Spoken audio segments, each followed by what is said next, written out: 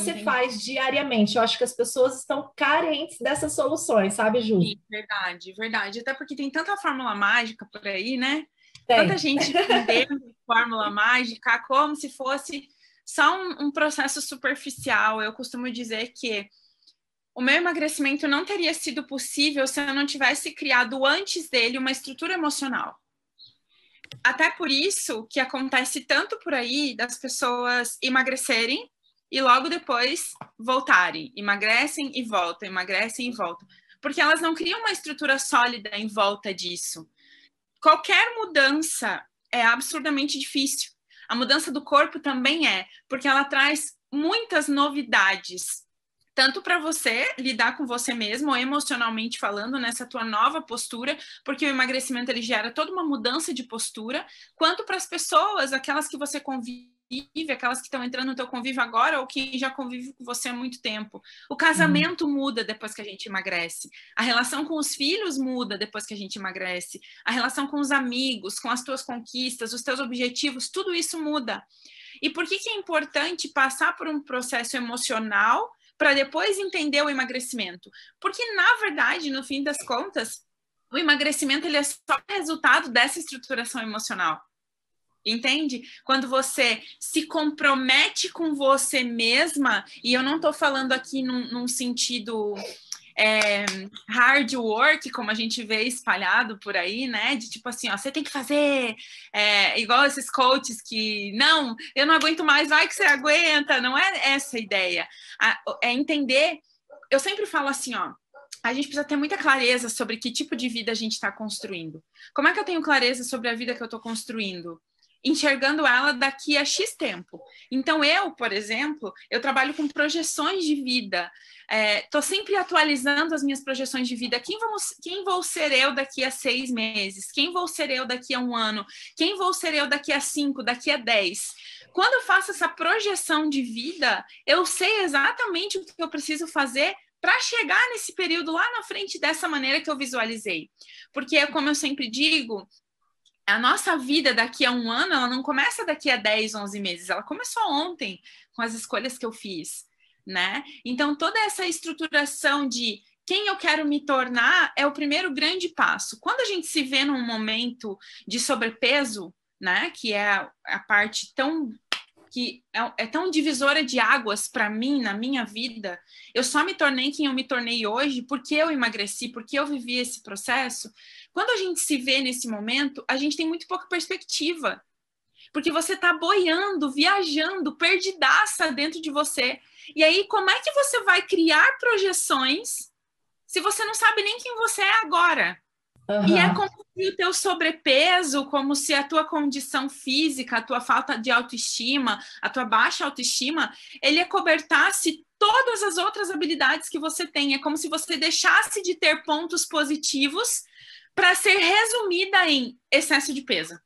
Então, para mim, a grande virada começou, na verdade, quando eu entendi que eu precisava parar de ser egoísta e pensar só em mim, nos meus prazeres momentâneos. Eu sou mãe de 3 meninas, né? As minhas filhas hoje têm 12, 9 e 7 anos. Na época elas tinham 9, 6 e 4 anos. E eu já assistia nelas um processo de baixa autoestima e de desvalorização de si mesma que não era delas, era meu refletido na vida delas. Nossa. E o grande X da questão para mim foi pensar o que é que eu tô deixando, como é que eu vou ser lembrada, por que é que eu tô fazendo isso com elas? Sabe o que eu quero saber, já aproveitando, né, que você tá falando isso, a gente parece que sempre espera chegar num momento muito crítico para dar essa virada de chave. Você acha que existe um caminho mais curto ou tá super relacionado mesmo com essa conversa com a gente mesmo? Humanamente falando, tá sempre super conectado com isso. Pra tu ver, ó. Às vezes as pessoas vivem vidas inteiras, num limbo emocional tão grande, num mecanismo de proteção tão forte, de auto-isolamento tão forte. São pessoas que colecionam histórias de desamores, de desafetos, de amarguras, de colecionar coisas porque não quer se envolver com pessoas. E daqui a pouco, essa mesma pessoa recebe a notícia de que ela tem uma doença grave, por exemplo, e aí a grande virada acontece. Ela Exato. passa a ser uma pessoa que quer recuperar o tempo, ela passa a parar de acumular amarguras, ela começa a ser perdoadora, ela começa a ser uma pessoa que pede perdão. Humanamente falando, é muito natural para a gente esperar a tragédia, o ápice da dor para poder agir, para poder reagir, né? Por que isso acontece? No comportamento a gente estuda muito isso. A nossa mente, ela funciona em dois caminhos, são os únicos dois que são possíveis. Tão difíceis um quanto o outro, mas que são escolhas que precisam ser feitas, né? O primeiro mecanismo é justamente esse. Quando eu sofro um forte impacto emocional, né? Eu recebi a doença, eu recebi a notícia da doença, então agora eu vou mudar. E o outro mecanismo é por repetição, que é o que a gente fala de treinar os seus hábitos. Eu sempre falo assim, ó, a gente só muda quando a gente quer muito. E quando é que a gente quer muito? Quando tá doendo muito. Ou quando você consegue de uma forma mais...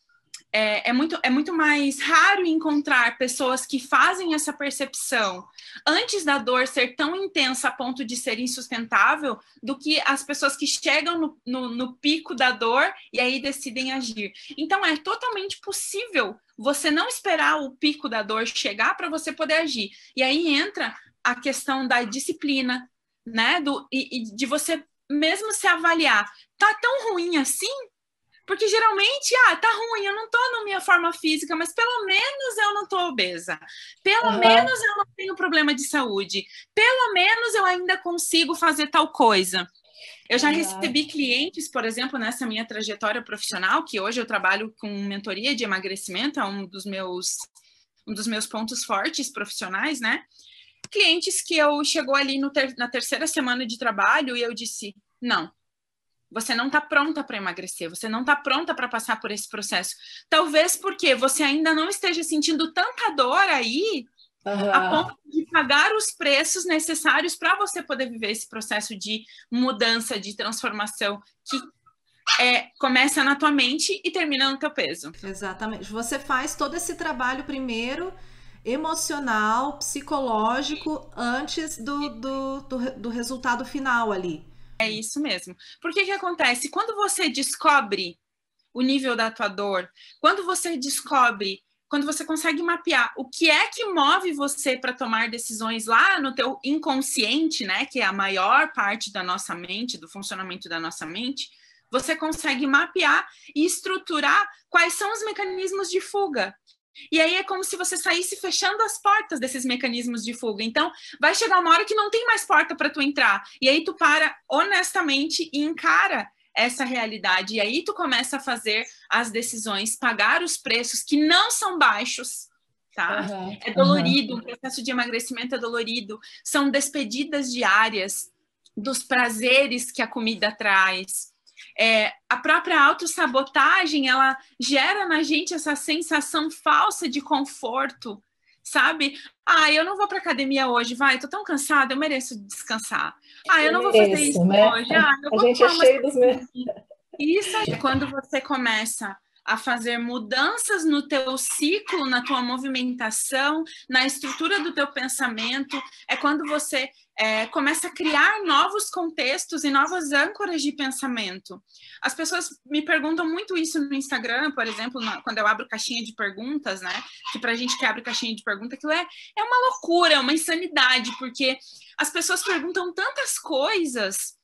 Tipo o quê, Ju? Tipo o quê, assim? O que você recebe mais, assim, que te deixa, assim, surpresa? Eu vejo a facilidade que o ser humano tem de atribuir ao outro uma resolução de um problema. Sim. Sabe? Tipo assim, ó, para você é fácil falar agora que você tá magra. Nossa, sabe? sei.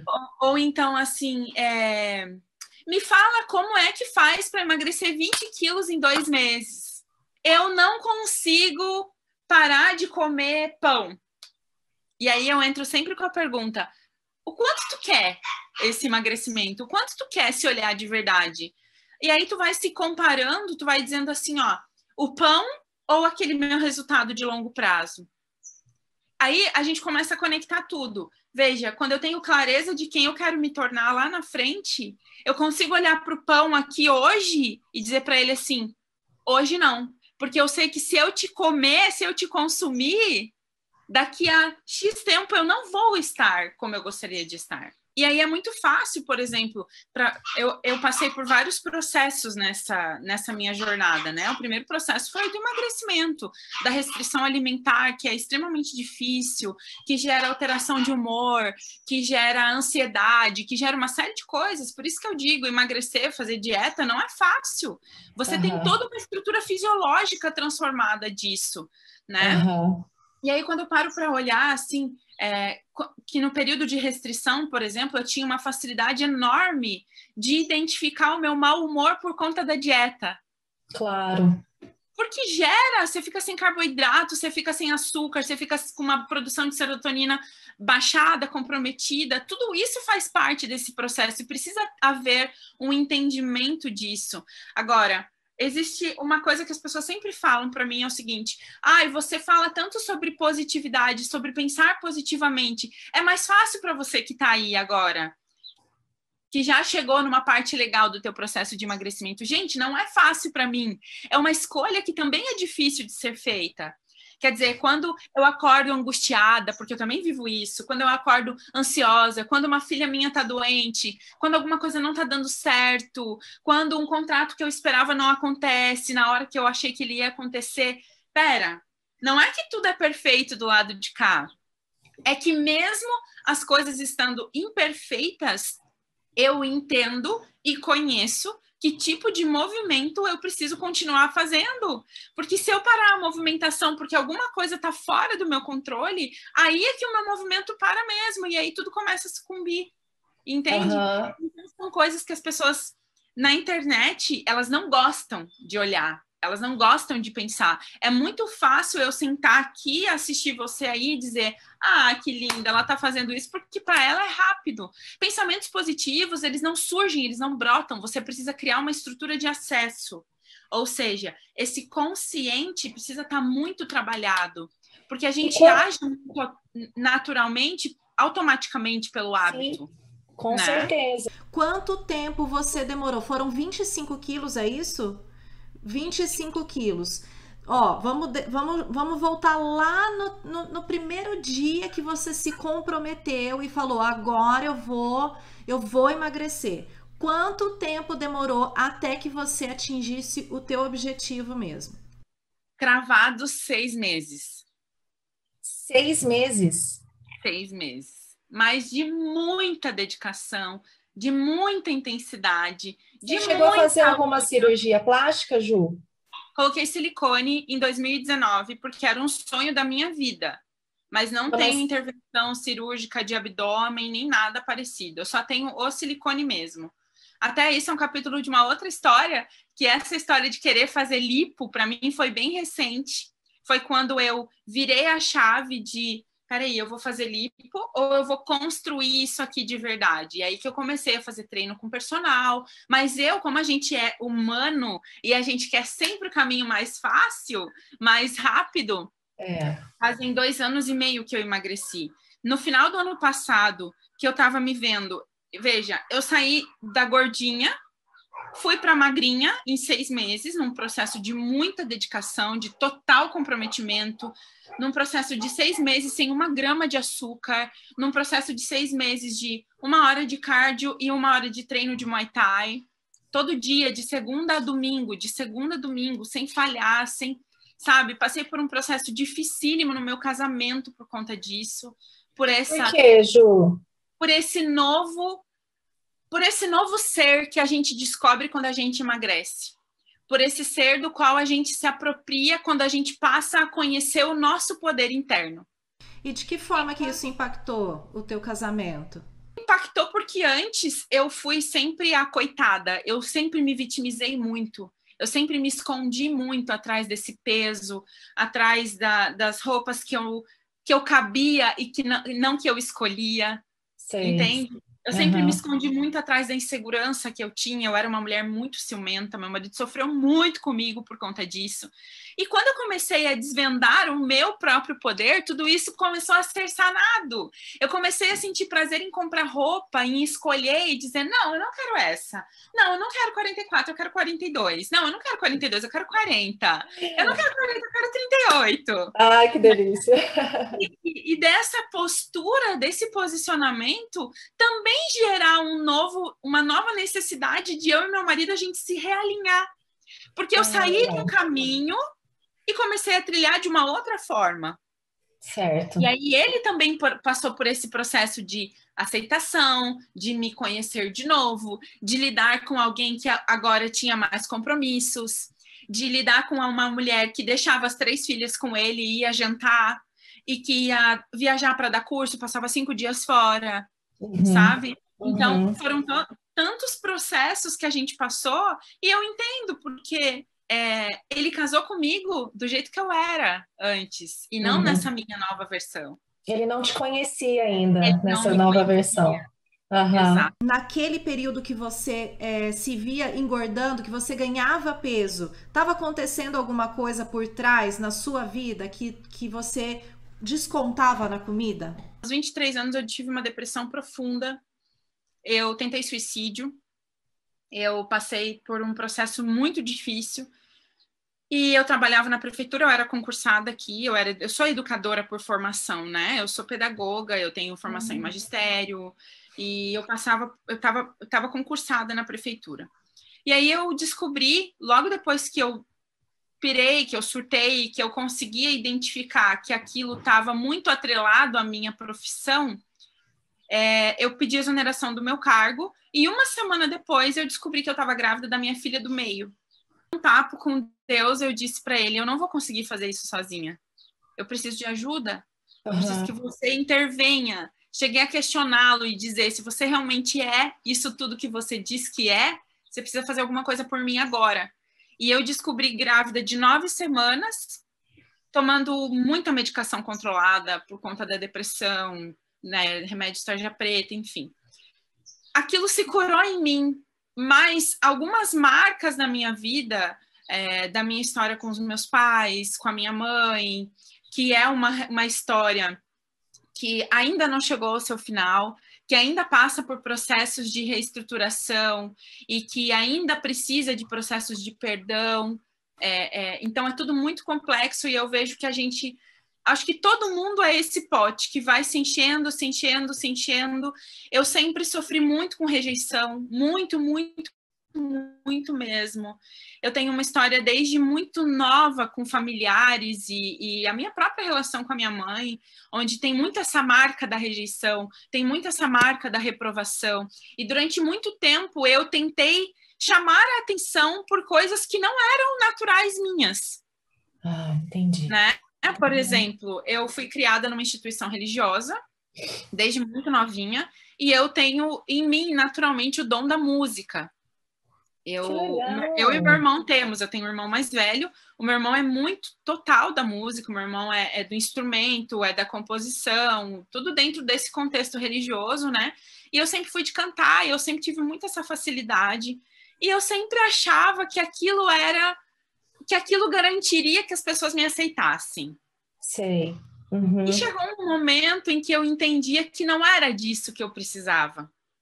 Só que quando eu entendi que não era disso que eu precisava, eu já estava enorme, eu já estava, né? Já estava descontando muitas coisas na comida.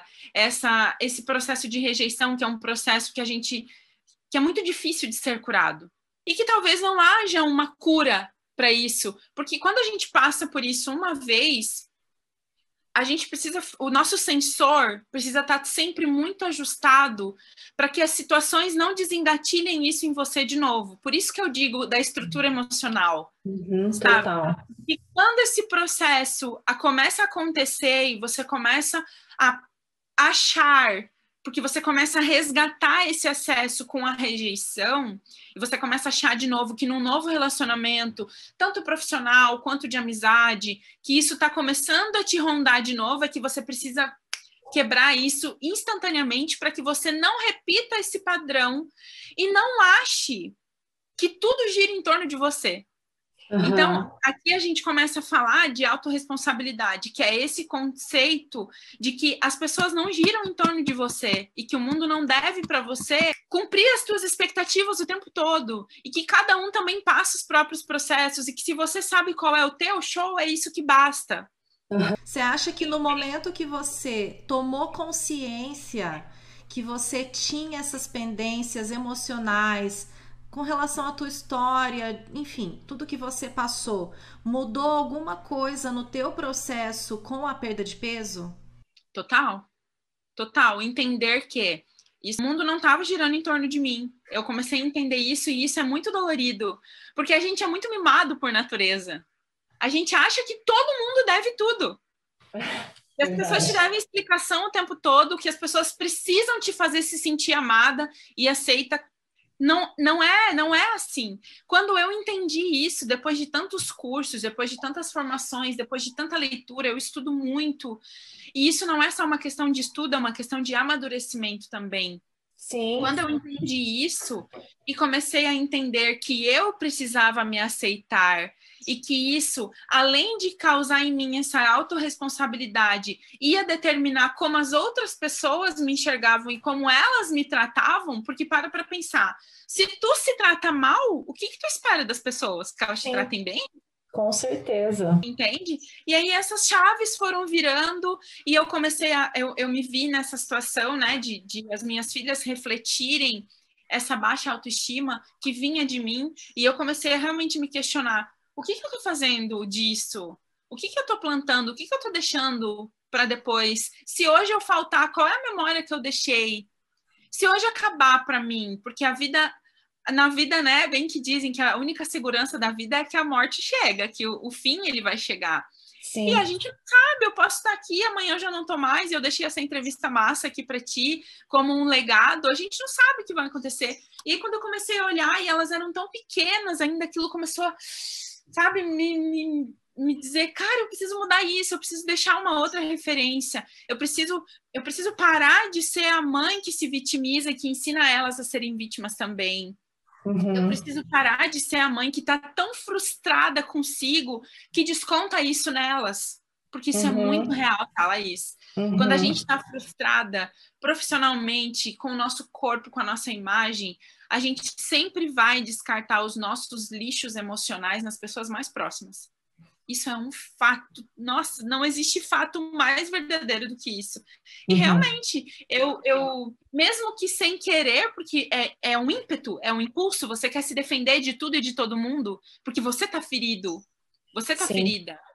E aí, você não consegue performar da melhor forma como mãe, como esposa, como profissional, porque você tá na defensiva, você tá na dor, você tá o tempo inteiro vivendo aquela dor, aquela despedida de você, porque eu não tenho capacidade de me tornar como essa pessoa. E a gente começa a se comparar. A fulana é melhor mãe do que eu, a fulana é mais bonita do que eu, a fulana é mais esposa do que eu. Olha, ela tem uma carreira, eu não tenho. Eu passo o dia de legging, camiseta de vereador e coque e chinela havaiana no pé. Entende? Então, eu acho que tudo vai começar a responder. Eu acho não, eu tenho certeza. Que tudo começa a vibrar na mesma frequência que você. E quanto mais você veste a calça legging, porque é a única que te cabe, o chinelo havaianas e o camisetão e o coque no cabelo, mais disso você atrai, menos atraente você se sente, menos bonita, com menos coragem de fazer alguma coisa. E aí é aquele momento em que você senta no sofá ou deita na tua cama e rola o feed do Instagram por horas, comparando a tua vida incrível que as outras pessoas têm lá do outro lado da tela. E a vida fácil, né? É uma série de coisas, é uma turbulência, é um tornado, sabe? E que se você não passa a ter o teu próprio movimento, você é facilmente engolida pela movimentação do tornado. Isso é inevitável. Quantas vezes você falhou nesse processo? Então, olha só, isso tudo começou na minha transição de carreira, né? Eu saí da carreira de professora, que não foi a minha última atuação como professora, não foi no concurso. Depois desse concurso, eu fui embora de Joinville, morei em Londrina, no Paraná, que é onde meu pai mora, morei lá por 3 anos. E depois o meu marido fechou um contrato com uma rede de supermercados aqui, porque meu marido trabalha com projetos de segurança e fachadas e iluminação e tal. E a gente veio para cá, e a gente voltou para cá, e eu tinha a Maria com 6 anos, tinha a Rafa com 3 e a Antonella com 1 aninho na época. Em 2016 eu trabalhei numa escola particular aqui em Joinville, e passei, eu sou muito inteligente, tá, Laís? Eu sempre fui muito, eu não tenho vergonha nenhuma de falar isso hoje. E durante muito tempo eu tinha vergonha de dizer que eu era inteligente, porque eu achava que isso era arrogância, que isso era soberba. E não, cara, quando a gente se valoriza, a gente entende o que a gente tem de melhor, né? Verdade. E eu sempre me destaquei muito nas minhas performances profissionais. Eu já fui vendedora, eu já fui gerente de empresa, eu já fui professora, eu já fui de tudo um pouco. E quando eu entrei nessa escola, eu fazia o trabalho da coordenadora da escola, porque eu estudava muito, né? Eu tenho muitas referências, meu pai é mestre em educação, eu tenho muito essa referência muito forte. E aí, quando eu comecei a me sentir cansada de exercer um papel que não era meu e ainda não ser remunerada na mesma altura, eu falei, cara, chega, deu pra mim. E aí eu pedi demissão dessa escola, e com o dinheiro da minha saída da escola, eu investi na minha primeira formação de coaching. Isso foi lá em 2017, no começo de 2017. E eu já estava acima do peso, eu já estava gordinha nessa época. Mas, veja, mesmo estando gordinha, eu sempre fui muito boa no que eu fazia. Mas nunca reconhecia. Sempre achava que, não, isso não é mais do que uma obrigação. Não, isso nem tá tão bom assim. Das pessoas dizerem assim, meu Deus, que trabalho incrível que você tá fazendo. Você dizer, não, nem tá tão bom. Sabe aquela coisa de, nossa, como seu cabelo tá lindo. Ai, amiga, não, nem lavei. Sabe essa... E aí eu fiz essa minha primeira formação e passei ali 2 anos nessas tentativas, sabe? Nesse processo de autodescoberta dentro de uma profissão, porque a gente nunca faz um processo de coaching, de uma formação em coaching, uma formação em comportamento sem passar por ele. Certo. Dentro da própria formação, a gente acaba vivendo esse processo para que a gente entenda o que o teu cliente vai viver lá do outro lado, né? E aí eu começava uma dieta e parava, sabotagem total, e tentando entender o que era esse mecanismo de procrastinação, de autossabotagem, por que a gente se traía tanto, e tentando entender na teoria, né? E quando foi em 2019, eu entrei num flow de dietas malucas e insanas, a ponto de chegar numa dieta, guria, que eu comia 2 balas por dia, só, fim, o resto era água. Comi uma bala na hora do almoço e uma bala no final do dia. Só para tu ter noção. A que ponto a gente chega, né? E passar assim, 3, 4 dias fazendo isso, e no 4º, 5º dia, tu comer até o boi inteiro pelas pernas. Sim. Porque é insustentável. E uma das características do emagrecimento definitivo é a sustentabilidade disso. Você precisa sustentar isso de alguma forma, né? É possível viver sem açúcar? Óbvio que é. Mas não é possível viver sem comida de verdade. Entendeu? E aí, em 2019, eu passei por muitos picos como esse. Perdi ali 2, 3 quilos e voltava e ganhava 5. Então, eu passei muito por esse trânsito de dieta. E aí, o meu processo de emagrecimento de verdade, que é o que eu mantenho até hoje, começou dia 19 de novembro de 2019. Eu fui comprar uma roupa, porque eu ia dar um curso de liderança aqui em Joinville. Eu fazia treinamentos em formato aberto, assim, né? Anunciava na rede social, e aí você é líder de uma empresa e você queria fazer uma capacitação em liderança, e você entrava em contato comigo, e a gente fechava, e naquele dia específico você ia assistir a um dia inteiro de treinamento com ferramentas, técnicas e tal.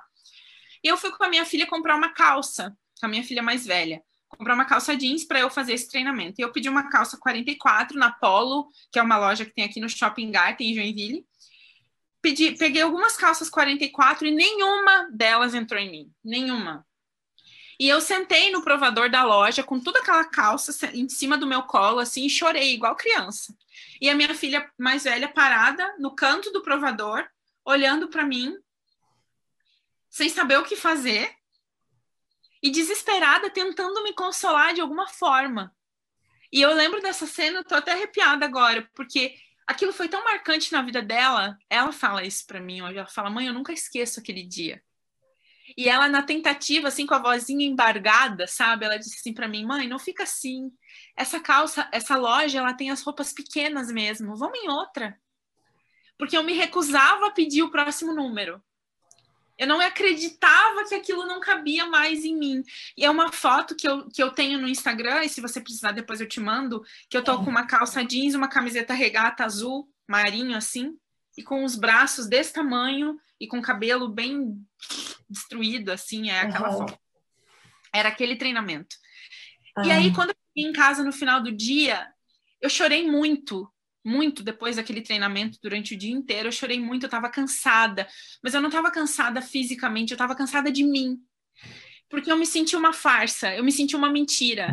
Eu dizia para as pessoas que para você ser um bom líder, você precisa estar seguro de você primeiro, e eu falava aquilo durante horas, e eu não tinha um pingo de segurança, eu não tinha um pingo de autoestima, eu nunca achava que o meu trabalho era bom. Como é que eu queria liderar pessoas? Como é que eu queria causar um movimento na vida das pessoas se eu não vivia aquilo? Eu me senti uma fraude, era assim que eu me sentia. Aí eu cheguei em casa, chorei, falei pro meu marido, eu sou uma mentira. Nossa, mas muito forte isso. Sim, e aí no final daquele dia ele falou pra mim, tá, mas o que você quer fazer sobre isso? Eu falei, eu preciso cuidar de mim um pouco, eu preciso olhar pra mim, eu preciso emagrecer, eu preciso descobrir quem eu sou de verdade. E aí o primeiro mecanismo que vem na minha cabeça é, você precisa emagrecer, nega, você precisa fazer alguma coisa por você. E existe um ditado que diz que quando você vence a sua fome, você vence qualquer outra coisa, né? E eu comecei por conta, isso era um domingo à noite, na segunda de manhã eu comecei. Eu não fui para o mercado comprar várias listas de compra, não, eu comecei com o que eu tinha em casa. E aí eu pensei, para eu fazer isso dar certo, eu preciso criar um jeito que seja prazeroso para mim. O que eu vou fazer? E aí eu comecei a fazer zumba numa academia aqui de Joinville, ia todos os dias, e comecei a me ver mais em movimento. E quando você começa a se movimentar, as coisas começam a ter uma outra cor. E aí eu emagreci os 9 primeiros quilos, e aí sozinha. E aí eu fui para nutricionista, que é a minha nutri até hoje, a Letícia. E logo eu conheci o Vitor, porque eu estava prestando consultoria dentro dessa academia, onde o Vitor abriu a academia dele aqui na época, que era a Vitai, né? A academia de Muay Thai. E aí, numa reunião da academia, onde eles estavam ali determinando o início daquele processo da instalação da academia do Vitor, eu estava participando como consultora da academia, que ia hospedar a academia do Vitor. E aí o Vitor me apresentou ao Muay Thai, e ele falou assim, quando abrir em janeiro, tu pode começar? Eu falei, não gosto, acho meio nojento, luta, meio todo mundo suando, aquela luva fedida e tal. Ele falou, não, prova, só testa, tu vai gostar. E aí no dia 13 de janeiro eu comecei no Muay Thai e eu me apaixonei. E aquilo deu um baita de um up no meu emagrecimento. E foi no Muay Thai que eu completei o ciclo de 25 quilos. Entendeu? Junto com essa assessoria de uma nutricionista. Nesse começo que você foi, né, que você deu a tua cara mesmo e fez tudo sozinha com o que você tinha, quais eram as suas mini metas? Elas existiam? Porque eu acho que isso é muito importante nesse processo. Não foi de uma hora para outra, não é um estalo que muda a sua cabeça. Então, a gente ter essas pequenas metas para conquistar uma grande meta é muito importante, né, Ju? Sim. A primeira coisa que eu fiz era determinar quantos quilos eu realmente queria eliminar da minha vida. E eu sempre trabalhei muito com uma comunicação positiva a partir desse processo. Que era, eu nunca pensei, eu quero perder X, eu quero pesar X, eu sempre pensei assim. Certo. E eu pensava, eu quero pesar 65 quilos, na época eu estava com 88, quase 89 quilos. Eu quero pesar 65. Se você parar para pensar nisso, você vai ver, meu Deus, 25 quilos pela frente é muito difícil. Eu desisto, parei aqui. Não, eu comecei com a meta de, eu queria diminuir 2 quilos por semana. E aí eu comecei a ter as mini metas também sobre o que eu queria tirar da minha alimentação. Então eu comecei com o pão, que era uma coisa totalmente difícil para mim, pão e açúcar, né? Eu sempre fui muito doceira. Eu lido muito com açúcar até hoje, tá? Porque depois que eu concluí os 25 quilos, eu comecei a fazer acessos de novo ao açúcar. Tá. eu comecei tirando o açúcar total. Eu disse para mim, enquanto eu não pesar esses 25 quilos a menos, eu não vou descansar. E aí eu levei muito a sério isso, muito, muito a sério. Eu tomava quase mais de 4 litros de água por dia. Às vezes eu chegava a me sentir enjoada de tanta água, mas eu sabia que aquilo era necessário para o meu processo e eu fazia aquilo de alguma forma. Uma coisa muito difícil para mim foi deixar as meninas na escola 1 hora a mais todos os dias. Porque o único horário que cabia na minha agenda no Muay Thai era o horário das 6 às 7. E o sinal das meninas batia 6 horas da tarde na escola. E eu fazia diariamente a escolha doída de deixar elas 1 hora a mais na escola. Foi muito doído isso para mim. Foi uma das coisas, assim, ó, mais complexas de se vencer nesse processo. Eu me sentia um lixo. Inicialmente, assim, eu dizia, meu Deus, eu tô punindo as minhas filhas porque eu decidi engordar. E agora eu tô correndo atrás, eu tenho que deixá-las 1 hora a mais na academia. E um dia eu sentei com elas e disse assim, eu queria pedir desculpa.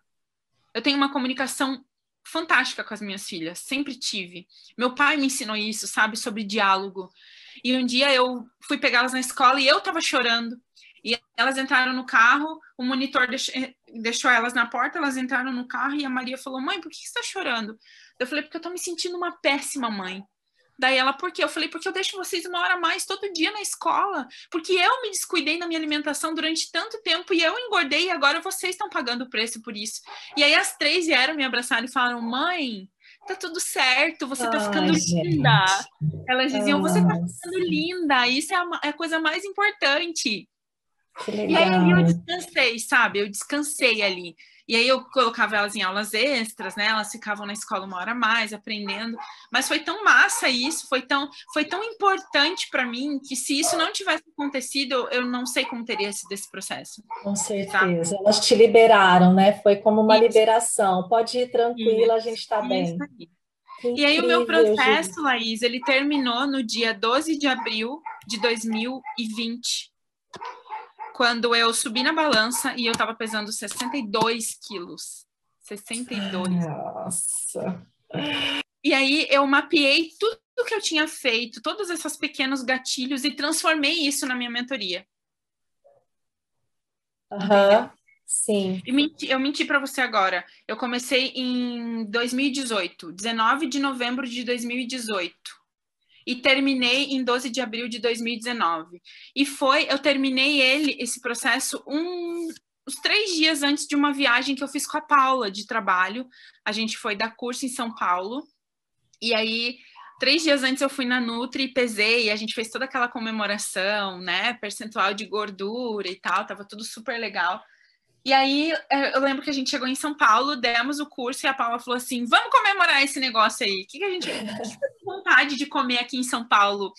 E olha como são as coisas, né? Eu lembro de momentos na minha vida de muito perrengue, tá? Eu e meu marido, eu sou casada há 14 anos. E a gente já passou muito perrengue na vida, muito perrengue. E eu lembro de amigas minhas que iam no Paris 6 em São Paulo, e eu olhava as fotos no Facebook e eu dizia, cara, meu sonho é conhecer esse lugar. Aquela sobremesa que explode aquele negócio de chocolate, sorvete enfiado. E quando a Paula me perguntou, eu não pensei 2 vezes, eu pensei, eu quero ir no Paris 6. Eu pedi aquela sobremesa, e eu tava 6 meses sem comer açúcar. Tu passou mal, não? Eu comi 1/5 da sobremesa e comecei a passar mal, porque meu corpo rejeitou o açúcar, assim, ó, de um jeito, cara. Nossa! O emagrecimento foi tanto o meu start, quanto a minha finalização de um processo que não terminou, porque não termina nunca, as lutas são diárias. Eu ainda ontem postei nos meus stories que se eu tivesse uma barra de chocolate no dia de ontem em casa, eu tinha comido ela inteira sem nem sentir o gosto. Porque eu lido com isso ainda, né? Eu tô num fluxo de trabalho insano. Eu vou lançar um projeto agora, dia 29 de junho, uma mentoria online. Então, a gente que trabalha no online, o offline tá aqui, né? 10 vezes mais rápido. Total. Então, ontem era um dia em que eu resisti, tá? Resisti. Eu até brinquei nos stories, eu passei por um trailer, por um food truck que vem para Joinville às vezes, que é a Boutique Pão de Ló, eu não sei se tu conhece.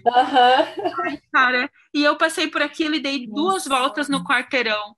E aí eu brinquei nos stories e falei assim, ó, acabei de passar pelo trailer da Boutique de Pão de Ló, orando o Salmo 23, ainda que eu passe pelo da morte, eu não vou parar, e toquei direto, dei duas voltas no quarteirão e toquei para casa. O grande problema é quando a tua exceção vira regra e a tua regra vira exceção. Sabe? Hoje eu abro exceções, sim, eu comemoro, sim, eu tomo meu champanhe, sim, eu como meu açúcar, sim. Mas mais do que você saber como resistir a isso, você precisa saber voltar quando você faz essas permissões. Exatamente. Você acha que para algumas pessoas esses movimentos eles acabaram se tornando como que assim uma zona de conforto? É muito fácil só se aceitar e continuar fazendo as escolhas ruins, entende? Então, eu queria muito saber a sua opinião com relação a isso. Quando você está se sentindo confortável demais, alguma coisa está errada, né? Quando você deixa de evoluir em qualquer área da tua vida, de crescer, isso não significa que você parou de se movimentar. Isso significa que as outras coisas estão movimentando você e você está indo no fluxo de tudo. Significa que você parou de fazer o próprio movimento para se jogar na maré e deixar a correnteza te levar. Então, eu acho que existe uma grande diferença entre você se aceitar e você usar essa frase para justificar os esforços que você não quer fazer. Porque eu não acredito que haja plenitude num corpo não saudável. Eu não acredito que haja felicidade total quando os exames que você faz apontam que as coisas ali não estão certas. Exatamente. Sabe? O nosso corpo ele não foi projetado para aguentar excessos em nenhum sentido. Nem o excesso do açúcar, nem o excesso da bebida, nem o excesso de peso. Uma das coisas que eu mais sentia quando eu estava acima do peso era dor articular. Tá? Eu tinha dores horrorosas na madrugada nos meus joelhos, eu tinha câimbras terríveis nos pés, nos meus dedos da mão. Tudo isso foi também sendo sinais para mim de que minha saúde estava comprometida. Eu penso que essa bandeira de autoaceitação, ela é muito comercial para começo de conversa. Tá? Eu vejo que muitas pessoas que utilizam isso de alguma forma para se autopromover. E vejo que eu acho que você se amar já significa você fazer algo por você. A maioria das pessoas que chega para mim para um processo de emagrecimento fazem a seguinte declaração: eu como e não sinto nem o gosto da comida. Não. Você passa a ser um depósito de qualquer coisa, seja ela saudável ou não, gostosa ou não. Porque eu não acredito que a nossa relação com a comida tenha que ser simplesmente a nutrição. Eu não acredito nisso. Eu acredito num Deus que pensou tão bem na gente que ele criou uma série de papilas gustativas que, inclusive, diferenciam os sabores. Então, eu acredito nessa perfeição. A comida também é emoção, a comida também é prazer, ela também é memória emocional, memória afetiva. Quando a gente come um pãozinho caseiro, não tem como não lembrar da mãe, da avó. Entende? Então, eu tenho essa opinião e para quem me perguntar, quantas pessoas me perguntarem, eu digo a mesma coisa, porque eu acredito muito nisso. É muito confortável dizer, eu vou me aceitar. Eu ia falar até porque você transitou entre os dois mundos. Acho que você tem uma certa bagagem para ter essa opinião, porque você viveu as duas realidades e você sabe o que você perdia, né? E hoje o que você ganha, os benefícios e os malefícios. Você tem como comparar as duas situações, né? Exatamente. Ju, obrigada, sério, obrigada, de verdade. Nossa, que entrevista sensacional, assim, ó, arrepiada do começo ao fim. Gosto muito dessa visão bem emocional, bem psicológica mesmo de situações que estão acontecendo diariamente ali na vida das pessoas. Eu tenho certeza absoluta, assim, que essa tua mensagem vai chegar às pessoas certas. Você está fazendo um trabalho incrível. Eu quero aproveitar, até pedir para você aproveitar esse espaço para você falar sobre o teu projeto também, acho que super vale a pena. Esse projeto que vai começar agora, dia 29 de junho, ele se chama Vida ao Máximo. A gente pensou nesse nome porque é tão frequente o relato de pessoas, para mim, dentro da minha atuação no Instagram, né? De pessoas que vivem vidas medianas, sabe?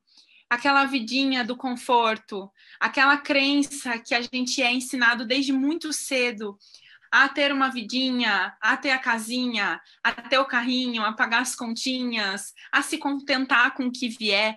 Gratidão não é sinônimo de contentamento. Eu sou grata porque um dia eu fui gordinha, porque um dia eu pesei quase 90 quilos, mas isso não significa que eu tive que ficar parada lá. Tanto que hoje, no começo desse ano, que isso começou a me incomodar, o fato de ter saído de um personagem e ter entrado em outro e ter ficado ali, me fez me movimentar de outra forma. Inicialmente eu tinha marcado uma lipo, e aí depois eu fui convencida e a chave virou de que eu podia construir esse corpo que eu quero ter agora. Porque conforme você anda, conforme você evolui, a tua visualização de vida também vai evoluindo. Né? Então, tanta gente insatisfeita com a performance materna, tanta gente insatisfeita com a performance conjugal, tanta gente insatisfeita com a carreira, com a vida financeira. E aí o Vida ao Máximo, ele vem para trazer ferramentas para você enxergar que isso aí, que esse lugar onde você está não é o destino final. Que tem muito mais fora disso, que não existe um grupo de pessoas condenado ao mínimo e um grupo de pessoas condenado ao máximo. Não existe um grupo de pessoas que nasceu para ser super bem sucedido em tudo e o outro grupo mal sucedido em tudo. Existe o que as pessoas decidem fazer, os preços que elas decidem pagar e o que elas decidem acessar. Claro. Porque os recursos estão disponíveis para todo mundo. Né? Desde uma dieta que você digita lá no Google, dieta X, e aquilo vai aparecer 1 milhão de sugestões.